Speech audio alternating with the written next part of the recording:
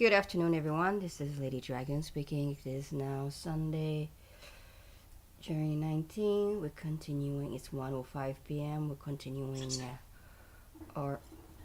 What the fuck is going on? Hold on. What's going on, Sammy? It's okay. Where was I? Okay, we're continuing our keynotes. This time we're gonna have keynote of company. Keynote of Nvidia, Espn, Accenture. On continue avec nos keynotes. On vient de finir le keynote de Twitter. On s'en va écouter les keynotes des compagnies de Nvidia, Espn, puis Accenture. On se parle plus tard. Hi, everyone. Thank you, and thank you, Karthik, for having me here today. It's great to be here. For 25 years, Accenture has been laying out its tech vision. And actually, if you look back, you've been remarkably accurate multiple times. But now it feels like trying to predict the future is harder than ever, given how fast AI and technology is moving. How did you even begin to approach this problem of what are we going to predict for a year where it seems where everything is changing? Yeah, first of all, thank you for being here and being part of this launch. Yeah, it's an interesting thing to be in the middle of predicting where the future is going, especially in a space like technology. We do that through multitude of inputs. We have a research team that surveys, interviews, and collects data throughout the year. The other input is we work with almost every big technology ecosystem player. Right. The large companies. How many customers and clients do you have? Close to 6,000 clients. Just a few. We have. Yeah. And we work with most of the Fortune 500 or G2000 clients. So the input from what's cooking, what the ecosystem is building is a very important input. We also stay very close to the academia because a lot of early stage research gives us an indication. And last but not the least, the most important is working with these clients where we are seeing the problem at hand and what needs to come to solve it. When we put all of these together, we are able to do this annual forecast of where technology is going and how enterprises need to get ready to handle that. And we've been directionally accurate. What is the problem at hand? I think I would say there is an opportunity at hand. As we That's talked. the optimist in you. Yeah. That's the optimist in me. I think AI is truly at an inflection point. AI has been there for a very, very long time, but it's truly at an inflection point where it's reaching human-level capabilities on several dimensions. The progress that it has made in vision, language, reasoning, and recently in physics is accelerating all of this. And we are seeing signs of a lot of these manifesting into foundation models or large language models, agentic architectures, ability to fine tune and make the model your own. All of these are also happening, and we are also seeing certain other leading indicators. Our own economic forecast is about 10.3 trillion of economic value will get created over the next 15 years. If you look at the role or the contribution of technology as a share of GDP, we see that accelerating its contribution. The Nobel winners in physics and chemistry are computer scientists, and we are opening nuclear power plants that were shut down to power AI. So this time, I think there's a lot of indicators pointing to one direction, and it's all about the scaled adoption of AI and AI reaching the stage of autonomy. So your vision for 2025 starts out with, quote, a binary big bang, which sounds exciting, but also a little ominous. What exactly do you mean? Yeah, we believe that we are reaching, or we would be getting into this stage where we are calling this as a declaration of AI autonomy to begin with. And what we mean by that is there's been isolated efforts on using AI that's happening since the advent of ChatGPT at an accelerated pace. And these isolated efforts are proof of concepts, projects, use cases, and so on and so forth. Whether consciously or inadvertently, we believe enterprises will start connecting all of these together, and they would form something called a cognitive digital brain. That's what we believe will get created. And the cognitive digital brain is not one thing or one piece of software. It's a combination of an enterprise data curated into semantic knowledge, all the models that they have access to, the frontier models and the customizable open source models and so on and so forth, access to agentic AI, and all the infrastructure, hardware, and architecture. All of this would come together to create that cognitive digital brain. And once they all come together, we believe that will manifest into 4 trends, the first of which is this binary Big Bang. So what can this cognitive brain do? The cognitive brain will be able to provide the recent knowledge of an organization, as well as the knowledge of all the history that an organization has gone through. It can encompass the personality and culture of an organization, and it could help make decisions for organizations.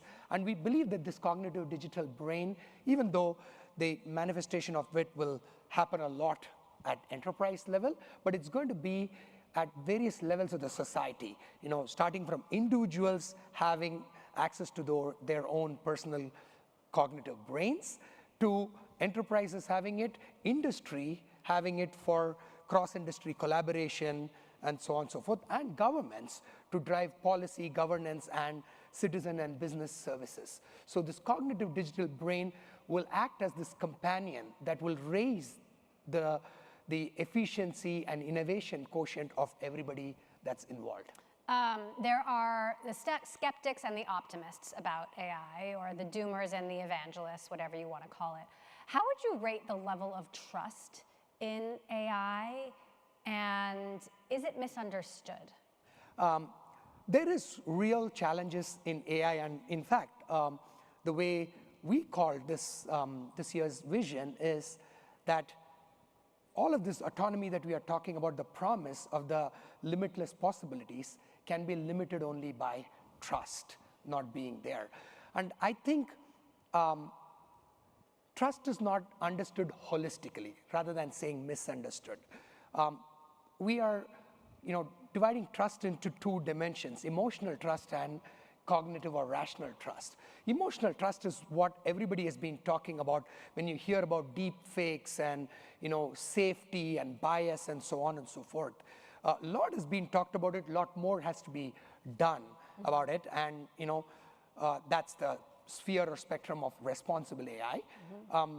But the other dimension of trust is this cognitive trust, which is, do you believe that it will perform based on what you are expecting it to perform?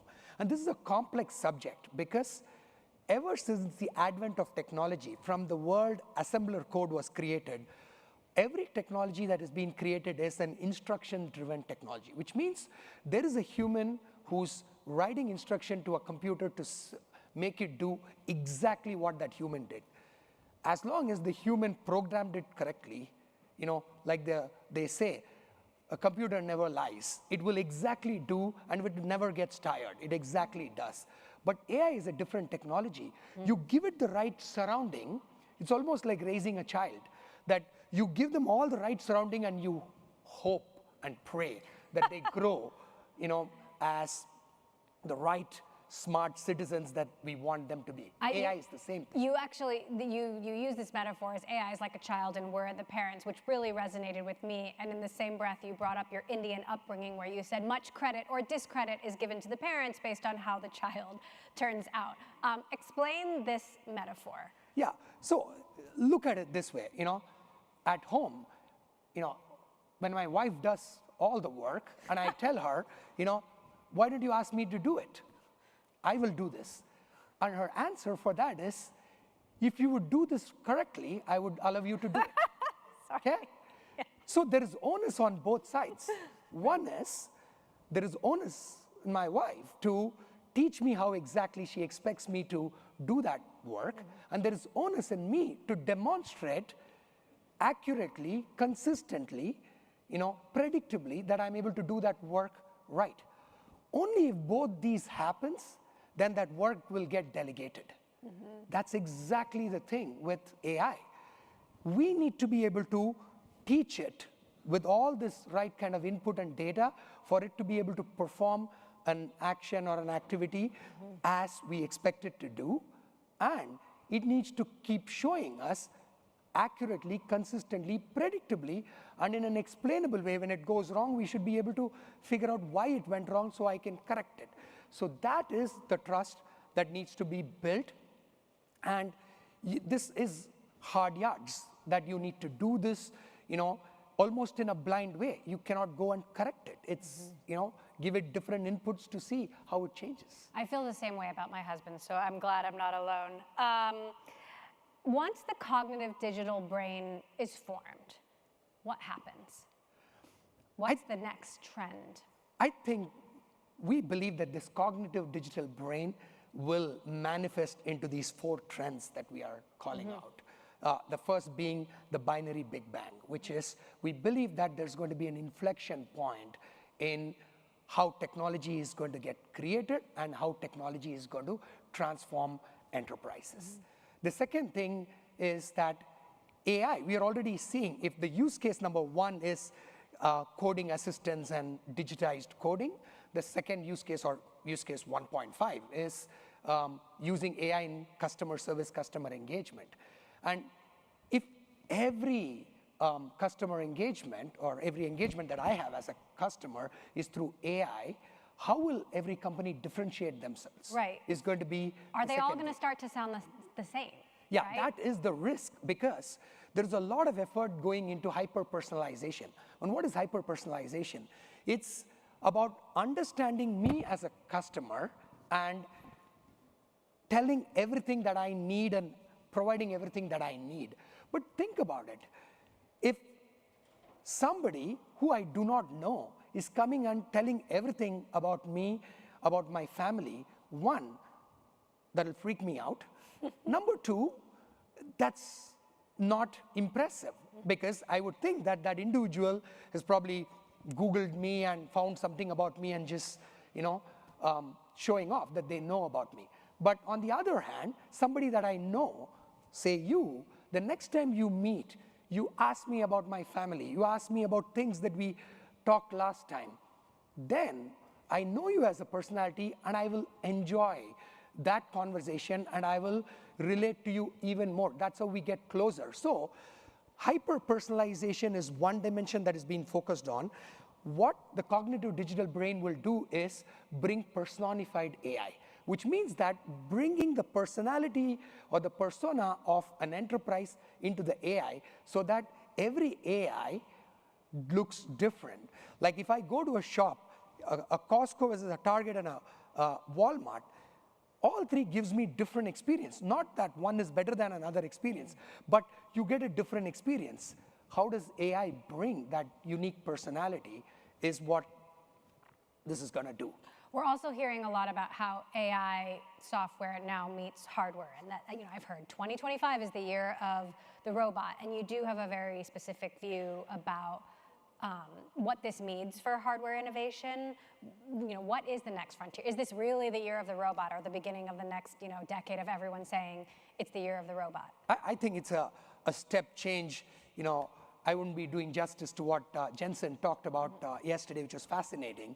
I think the biggest breakthrough is foundations models coming into robots. Robots were, instruction tuned or trained with specific instructions, small set of instruction to perform certain set of activities with extreme level of accuracy. That's how manufacturing happened, and that's how a lot of robotic activities happened.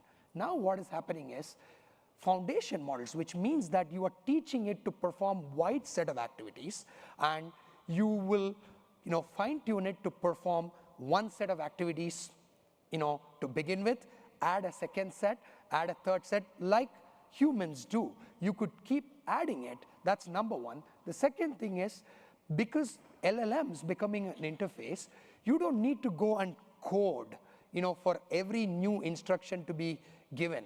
You could talk to it and make it perform these activities. And there is technology innovation going on in hardware to bring physics and spatial awareness into these robots, so that these robots need not be kept behind a glass wall for it to perform. It can operate safely for us to begin with. So you work with 6,000 different customers / clients. What are the biggest mistakes that you see businesses, governments making right now? I think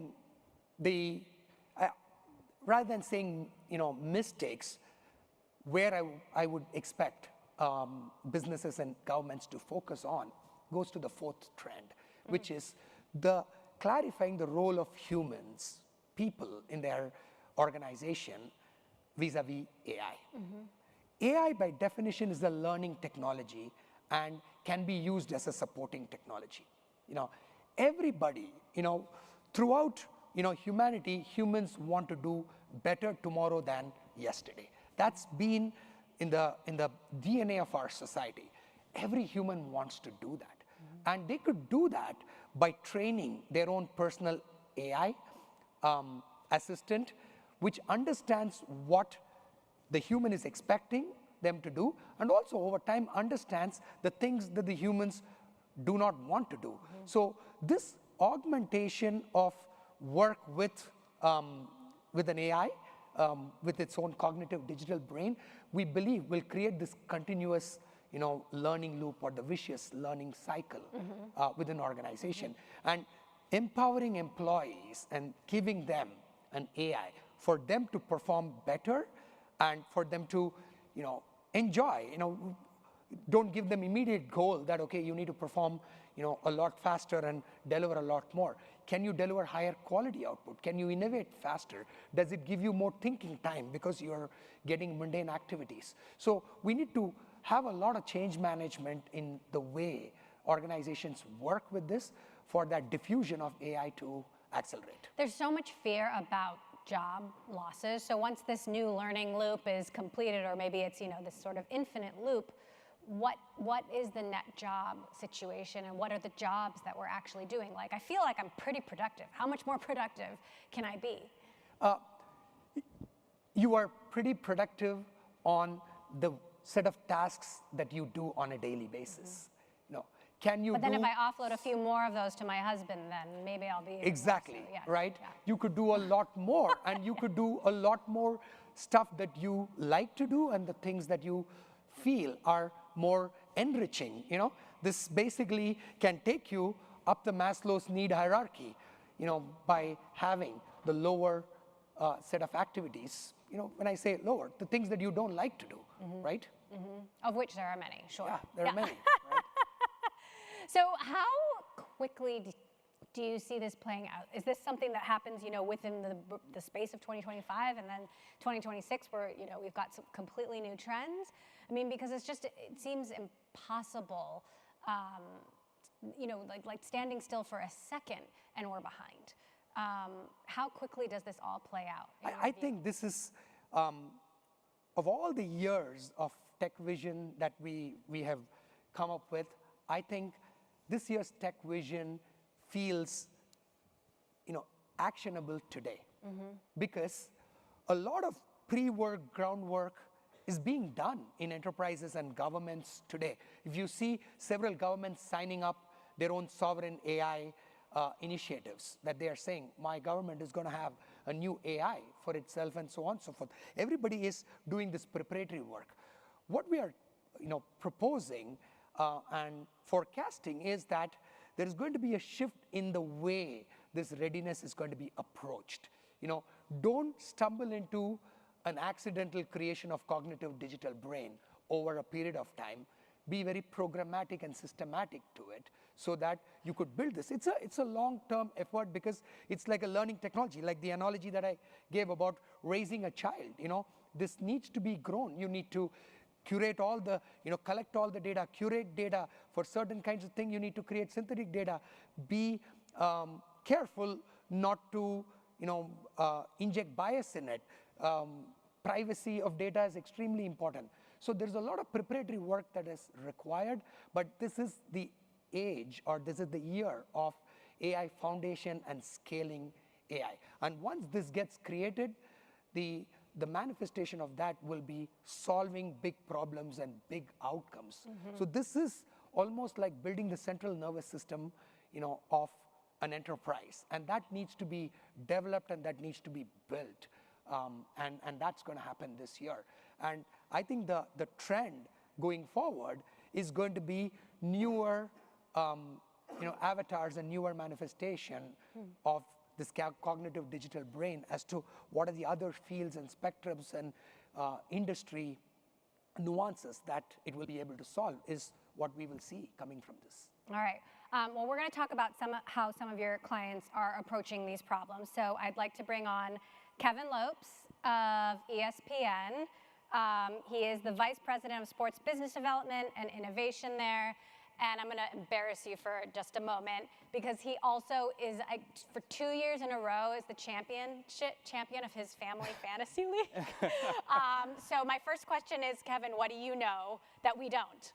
Lamar Jackson should be the MVP, in my opinion. But no, I mean, when you work at ESPN, I think you're expected to perform well in fantasy. And I omitted the first 20 years of my fantasy career we were talking earlier and only referenced the last two. But it is in fact 100% accurate. I am the back-to-back champion in the ESPN Fantasy League. All right, so now we all want to know your secrets even more. Given what Karthik and I have been talking about, what sort of resonates with you most here, knowing what's happening in the sports world, which, it's just such a wealth of data that's firing all the time? Yeah, well, when I read the report and I heard you just now backstage talking, I think two things.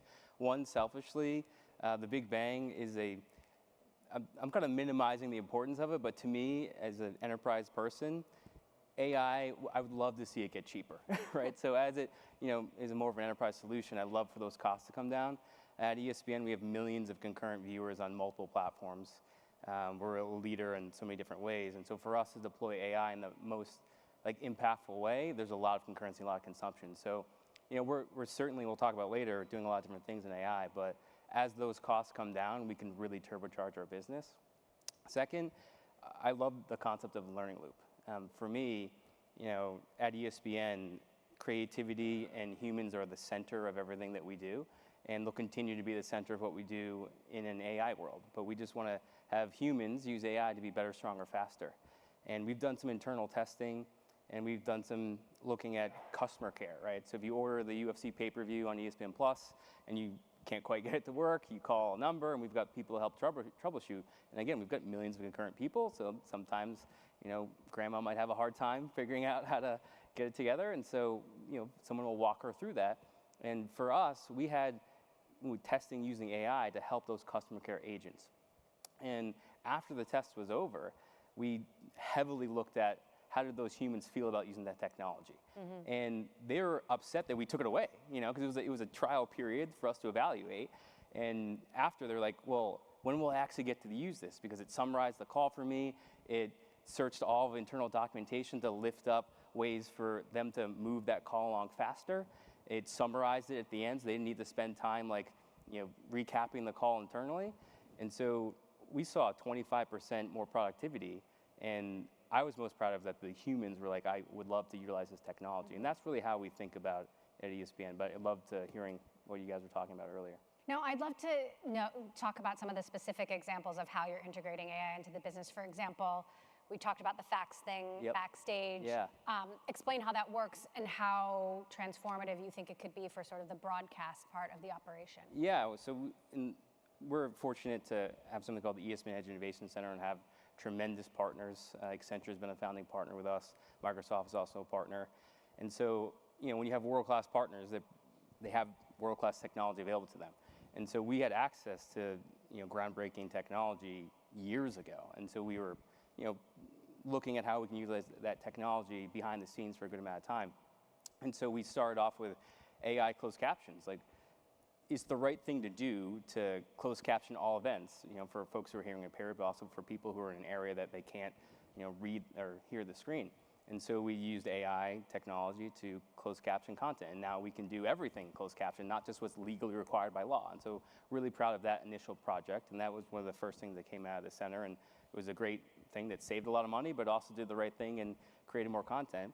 We've also utilized technology from Microsoft and OpenAI to take the closed caption logs and the play-by-play data, ESPN data, to create recaps of content that we otherwise would not be able to create with humans. And so I went to the University of Rhode Island.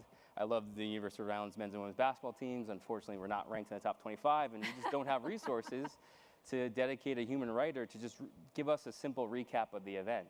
And so we can utilize available technology and that data to write that recap for us. And so we can create thousands of more incremental content and then hyper-personalize that to fans.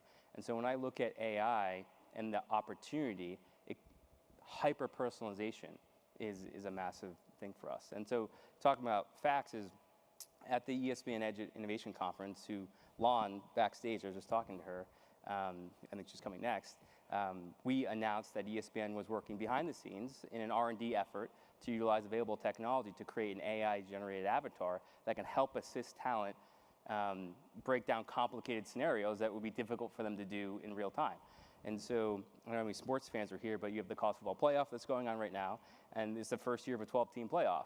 And there's complicated scenarios on if Alabama beats Ole Miss but loses to Michigan, what are their odds on making the college football final? And sometimes you want to be able to talk about that in real time and don't have a calculator or think about all the constraints of the multiple things that go into it. And so we created an avatar that we grounded, fine-tuned, and trained with proprietary ESPN analytics data. And so the avatar can converse with our talent. So talent are, Tim Tebow would be the talent on SEC Nation talking to facts to the avatar. And he could just say, facts, like what are the odds that Alabama makes the CFP as of right now while games are going on? And so we've got proprietary models that are running on what are the chances for each team to win a game immediately. A human talent would not be able to calculate that immediately. So we're not looking to replace human talent with AI talent. We're looking to make our humans better, stronger, faster in partnership with available groundbreaking technologies that we source through great partnerships. I know I made some jokes earlier. My husband is great. He teaches he coaches my kids' baseball team, and he always talks about them always being in the baseball-ready stance, which, Karthik, you have this great metaphor using cricket as an example just about how businesses should be approaching this problem. Like, can you explain that? The ball's always coming to you, yeah, right? Yeah, it's all about, anticipation. And I was talking about, being paranoid could result in, could result in higher anticipation. And if you have a higher anticipation, you're actually solving for multiple scenarios. And that actually goes back to what, Kevin, you said, and I really like this cost point that you mentioned. The main aspect of your organization innovation rests on experimentation. And experimentation has two variables. Either you increase the probability of success, or you increase the number of experiments. And to increase the number of experiments, the cost per experimentation needs to go down. And this binary Big Bang is truly that vehicle through which you could do a lot more experimentation and a lot more innovation. And this kind of learning loop that you talked creates a lot more anticipation, because your data is feeding into what can be the next best idea based on all the things that your business is seeing. So, this is the reason it's the AI and the cognitive digital brain, we believe, is going to get embedded in every enterprise and is going to help in multitude of ways. And this is almost, that's why I call it the central nervous system, because the central nervous system is not designed to do, n number of things. It's so fungible that it could do so many things that is not anticipated at the beginning of the design of that system. I'm just so fired up listening. Cognitive digital brain. I mean, I'm going to steal all these things. I'm going to beg you backstage to come speak to my team. I think we'd have a really good 1-2 punch. Me and my just sports guy lingo and this I mean, cognitive digital brain, I'm going to take that. If that's okay. So Kevin, last question for you, and this is kind of a big question. You know, I was thinking about sort of the Moneyball era of baseball and how that explosion of data really changed the sport and all sports, really. How do you see the explosion of AI changing sports today? And then how does ESPN respond as a result? Yeah, or I'll answer this a couple different ways. I would say, I touched on it before. Well, one, ESPN has a ton of data. We have a ton of proprietary data. Like data's gold, all the cliches, and we have a lot of it. We've got 225 people in the stats information group. We've got world-class analytics models, and so selfishly, we are best positioned to utilize groundbreaking technology with the data that we have. And so we're really excited about doing that. With that being said, we're at a opportunity to hyper-personalize sports for everyone. Like, why can't there be a version of SportsCenter just for me, right? So, like, again, University of Rhode Island, I can always make fun of my own team. Like, I follow the University of Rhode Island men's and women's teams on Instagram, and I watched a female athlete on the University of Rhode Island come in 8th place in the NCAA championship in the 400 meters. I watched that highlight on Instagram, on Meta. Meta is an innovation partner of ESPN. I love Meta, they're great. But I would kind of love to watch that highlight on ESPN because we have the rights. That airs on ESPN and ABC.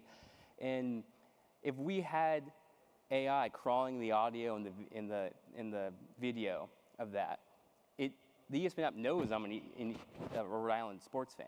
And so I can instantly, or the next morning, have a perfectly curated SportsCenter or digital show rundown that's completely highly hyper-personalized to me. And I think that's the biggest opportunity, one of the biggest opportunities for sports, is that everyone should have their own version of their interest. And you shouldn't have to go searching for it on multiple platforms. It should be served directly to you. And I think ESPN, based on our data and our partnerships and technology, we're best positioned to do that. But if I could spend 10 seconds talking about the moment that we're in right now in generative AI technology. As like a sports guy, the moment that in my life where you see technology move so quickly, anyone, even if you don't have a mechanical engineering degree from MIT or a degree from Harvard, and I know really smart people go to Harvard, anyone can see how great and fast the technology is moving. And so, you know, in my life, it's like you're in college in 2001, you've got an Ethernet cord plugged into your computer, and then you unplug that Ethernet cord and you're still on the internet, wireless internet. You're instantly going, wow, this is great. This is going to change a lot. This is incredible. You have the Nokia brick phone. Great phone, played Snake on it, but like it was just, you know, the Matrix slide phone, awesome phone, really cool. The Motorola Razr phone, awesome. But when you first held that iPhone and went on the real internet and had a computer in the palm of your hand, every single person who touched that phone knew that that was a giant leap forward in technology. And so when GPT 3.5 came out and you saw all of the incredible things that you could do, everyone knew that that was a major moment. And so for me, I was like, I need to learn everything I can about this. And I need to take it to our really smart people at ESPN and the ESPN technology team, the Disney technology team, our world-class producers, and say, here's some awesome technology that I found from our partners. Here's some funding through our innovation partnerships. What will you do with it? And you know, what will someone in their dorm room at Harvard come up with in 2 years? I don't know. But we do know that this technology is the worst it's ever going to be right now. Like the version of SOAR is the worst it's ever going to be right now. It's only going to get better. And like Nova's come out, and they're just it's going to continually get better. And so it's incumbent upon us in industry and enterprise to harness that technology to serve a mission. And for us, that's to serve sports fans anytime, anywhere. All right, Kevin Lopes, everyone. Kevin, if you win your fantasy sports league next year, then we're going to start getting suspicious, okay? I will not charge you for advice. I'm here to help out any way I can. Thank you so much. Thank you, Kevin. Appreciate it. So, you know, obviously you mentioned Nvidia. Nvidia has had some huge announcements here, and also a big partner of yours. So I want to bring on Justin Boitano of Nvidia, the Vice President of Enterprise AI there, as well as Long Guan, Chief AI Officer of Accenture. Thank you. So this is where I think we can really talk about your partnership and how Accenture and Nvidia really intersect. And Lana, I actually want to start with you because you just unveiled not just 12 agents, but 12 agent solutions, which means kind of hundreds of agents. Can you tell us a little bit about that and how Accenture's partners will be able to benefit from them? Yeah, I'm super excited about this new announcement of our industry AI agents. So we're announcing 12 of them for now. So 12 solutions basically enable global enterprise to use agentic AI to transform their business functions all the way from marketing, sales to supply chain. So that's just the beginning. And basically the solution says everything you need including pre-assembled components, things that you can take to your enterprise to configure, right, using your own data so that we can help clients to accelerate their agentic AI journey. So Justin, I mean, I think pretty unequivocally, Nvidia is the leader in AI right now. What are you learning and what are you seeing that resonates the most based on what the conversation we've been having today and the trends that Karthik has laid out? Yeah, well, I'll say what's amazing is all the trends are driving really a massive change in data center computing. And really what we see is everybody's moving to this new world of writing software, where software uses AI models to write software by itself, which means that architecture will run faster on GPUs. And so the data center world's moving to what we call AI factories. And these factories are going to take enterprise proprietary data and intelligence and institutional knowledge and really infuse it into these models to drive productivity gains that are akin to what we saw in the last industrial revolution. So it's going to have a big impact on the industry. We're really excited about the work that we're doing. And I think every CIO has to look at it as kind of this agentic wave they've got to get in front of because it's going to power their company as from a competitive advantage into the future. Mm-hmm. How do you get in front of it if it's moving so fast? Oh, I mean, I think first off, our partnership with Accenture is one great way. I think when Meta launched Llama and open model weights, it really kind of opened this up to every enterprise.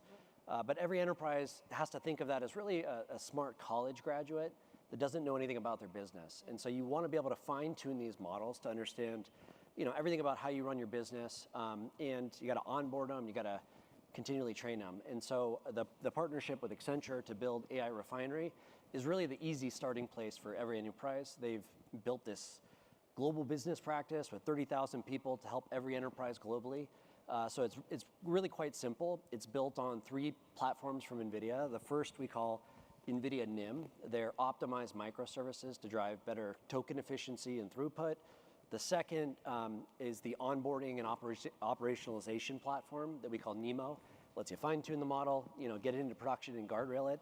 And then the third are we call AI blueprints. They're easy reference examples so that you can run them for customer service. You can use them for cybersecurity. We had a couple agents yesterday that we announced doing like visual search and summarization. So what's awesome is it will watch a video feed like this one. It'll analyze and summarize everything that's happening in that video. So if I want to ask it a question in natural language, I just say, where in this video did Kevin Lopes talk? And instantly I'd get access to it instead of scrubbing through video. So it's really powerful platforms that underpin AI Refinery from Accenture. Karthik, what do you think of this idea of AI factories, sort of powering everything? And how does that fit into the vision? Yeah, I think this is, in the traditional world, we always had software development kits. And we had DevOps environment that were used to produce traditional software. I think the equivalent of that in the AI world is going to be these AI factories and foundries, where the starting point is your data set and the curated data set and an idea. And now with all these, the Big Bang, the binary Big Bang, that idea can be prompted and that idea can be converted into design patterns, and those design patterns can be converted into AI models. And these AI models now using the NEMO framework and others can be used to train. Using all of this data and using NIMs and other capability can be used to run efficiently in production. The beauty is that the similar setup for enterprise technology is now getting transposed to the world, the physical world, using Omniverse and Cosmos that was announced yesterday, because you have another variable, which is the spatial aspect of this and the physics aspect of this, and you need to simulate multiple scenarios in the physical world because accidents are a lot more expensive there compared to in the digital world. And also, performance and latencies is going to be hugely noticeable. That if there is going to be a lag, you're going to feel that in the physical world a lot more than you cannot just buy a faster PC and I will get things done. So this manifestation into this physical world is going to accelerate, and this is a completely uncharted territory. And Nvidia is breaking ground there, and this is the place. And we are actually taking this AI refinery that we built for enterprise and making an AI refinery for simulation world. We're also creating an AI refinery for sovereign AI, because that has completely different guardrails and requirements. Let's talk about what happens with AI in the digital world, because Jensen and Nvidia unveiled this whole idea of digital twins yesterday, which I'm absolutely fascinated by. We were also talking about whether it really is the year of the robot, and Justin, you said it's the year of the digital robot. Can you tease some of that out for us? Yeah, so the big announcement that he made yesterday is just like Meta launched open model weights for Llama, which gave the world great intelligence to start post-training models with. We launched World Foundation models as open model weights. This is going to really help every robot developer, autonomous car company revolutionize the industrial automation industry. And so we see it as really kind of helping fast track that industry. But I think to your point, the reason I think this year starts as the world of digital robots is because we're there now. We have AI agents, we have AI refinery, we have really common use cases across enterprises that showcase how much time is saved by employees. And it really comes down to, if every company can save time for their employees to do higher value work, it's going to supercharge productivity for the industry. So, Lon, you're the chief AI officer. Like, it is your job to stay in front of the wave and make sure it doesn't drown you, right? And all of the companies that you work with. What's your strategy for staying ahead and knowing where the wave is and just how powerful it is? That's a really good question. I would say two things. I think first of all, we always at the forefront of innovation, and we cannot do that all by ourselves, right? So working with world-class partners like Nvidia to build this AI refinery together so that we can bring this cognitive architecture to our joint clients, that has to be a crucial part of our strategy. I would say the second one, even in the era of AI, we're talking about people. We're talking about talents. So building the world-class talents within my organizations so that we can, help a lot of our clients embrace this wonderful technology to solve for what I call the enterprise messiness, right? The real world is very complex. That has to go back to this talent game. The clock is at 0, and I'm told we have zero extra time. Lon, Justin, thank you so much. It's moving quickly, and you've all given us more tools to be able to see where it's going. Thank you both. Thank you. For joining us. I'm going to go slightly over, Karthik, but what is your advice for the people who are here and leave this room? What's the first question they should be asking themselves? The first action that they should take to just try to get ahead?